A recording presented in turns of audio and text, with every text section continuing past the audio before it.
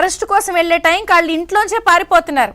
ఆర్జీవీనే తీసుకోండి, ఎక్కడున్నాడో తెలియదు, లేకపోతే ఎవరి కాళ్ళు అండర్ గ్రౌండ్కి వెళ్ళిపోతున్నారు.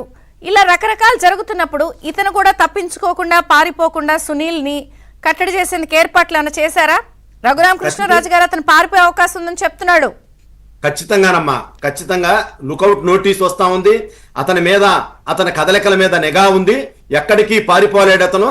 ఎందుకంటే పారిపోయిన నేరం నుంచి అయితే తప్పించుకోలేడు. అన్ని ఎయిర్పోర్ట్ లో లుకౌట్ నోటీస్ ఇచ్చారు. వైజాగ్ గానీ వీటన్నిటి కూడా వస్తా ఉంది.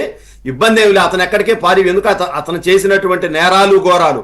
ఈ సందర్భంగా ఒకటే గుర్తు చేస్తున్నానమ్మా, వీళ్ళిద్దరు విజయపాల్ కానివ్వండి, సునీల్ కానివ్వండి, పిఎస్ఆర్ ఆంజనేయులు కానివ్వండి, వీళ్ళు చేసిన నేరాలు ఇంతవరకు ఒక రఘురామకృష్ణరాజు అనే ఆయన ధైర్యంగా ఎదుర్కొన్నాడు కాబట్టి ఈ విషయం బయట ప్రపంచానికి తెలిసింది.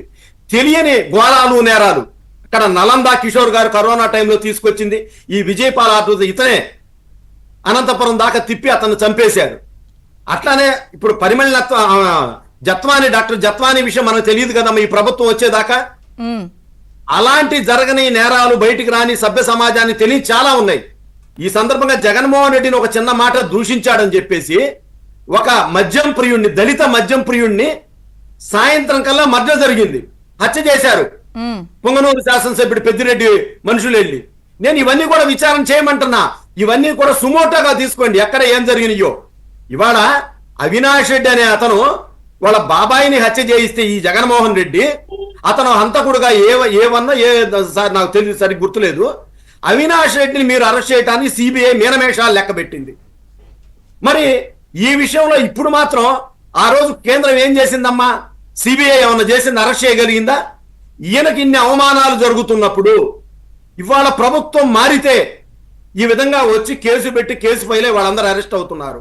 నేను ఇదే కోరుతా ఉన్నా, సుమోటోగా రావన కేసులు అనేకం చాలా ఉన్నాయి.